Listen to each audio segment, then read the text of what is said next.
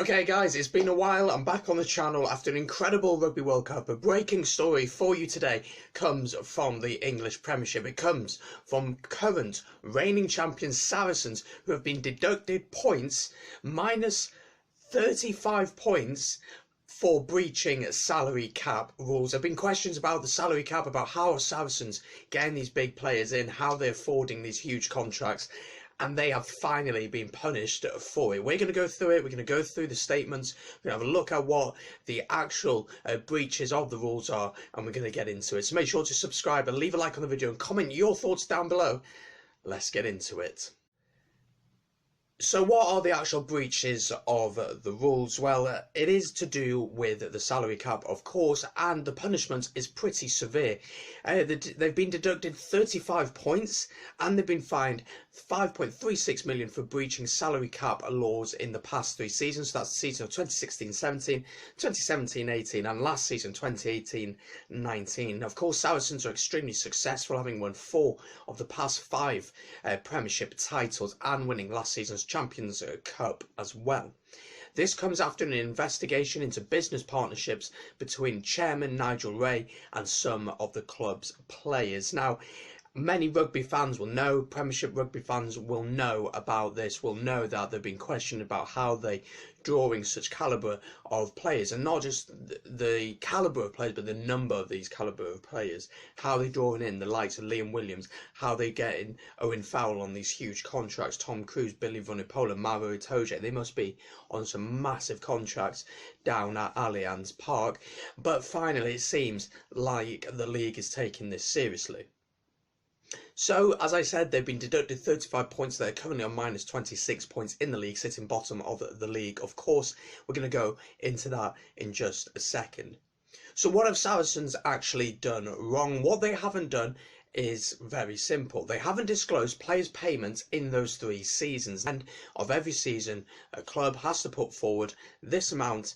This is how much we've spent on wages, and this is our finances for the year. Each club has to put that forward, yet Saracens didn't show their players' payments for those 3 seasons. Now, there's a 7 million salary cap, but if you have over 60% of your players are homegrown players, you don't have to abide to that law. And that's what Saracens were claiming at the time, saying that they had over 60% of the players were homegrown players, and that is why they were able to go over the 7 million salary cap per season.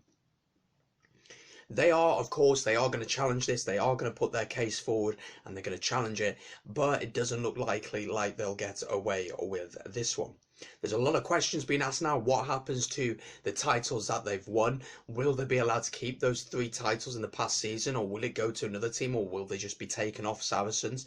What does it mean for this season? Is relegation a possibility for Saracens? Could we see Saracens having to offload some of their biggest players and possibly go down the English rugby system? It's a possibility. It really could happen. This is the biggest story since the Rugby World Cup final, which isn't all that long ago, but this is the biggest story possibly in English Premiership history. We are seeing a giant of rugby possibly on the brink of relegation, could be going down into the lower systems.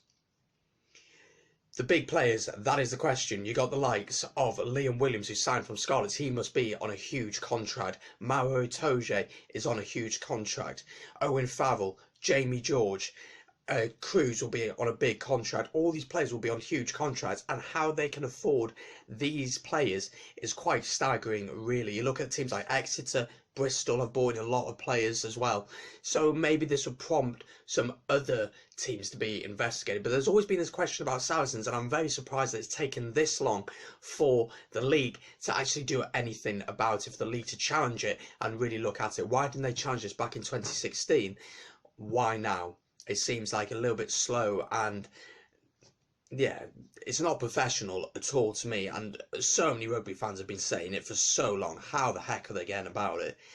Well, it seems they have been found out. So what goes on this season? Well, it looks like they'll be on minus 26 points, and they'll have to start from there, which is a really, really tough thing to try and get. To try and get 26 points to start with, and then to be competitive with the teams that they're going to be up against.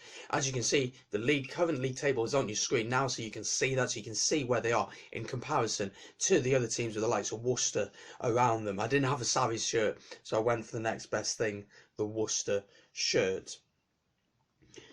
But the question now is this truly going to go through? Are they true? Is this going to stick? I hope it does, because it's important for the game. If they have breached these laws, it's really important that this is stamped down on and this actually happens, because what we could see is Sarries say, oh, do you know what, we'll pay you that little bit more and you don't have to take that 35 points off us. I hope that's not the case. I hope that this just goes through, that this is how it works, that they are punished for this, and that they put their foot down and say, we're going to clamp down on this and we're not going to allow this to continue. I really hope that's the case, but we just don't know. It seems very strange that the league has taken this long to sort this out and to really investigate what is going on when it's been pretty obvious to many rugby fans around the globe, especially those who are Gallagher Premiership fans. But breaking news for you there, guys. Make sure to subscribe. Leave your thoughts in the comments down below. I want to hear your thoughts. How is this going to impact Sarries this season? Is it right that they're being clamped on? And why is it taking so long for the league to take some action on this very obvious issue that has been surrounding Sarries for the last, I'd say, 4 to 5 years? But let me know in the comments and leave a like on the video. See you on the next one. Peace. Yeah.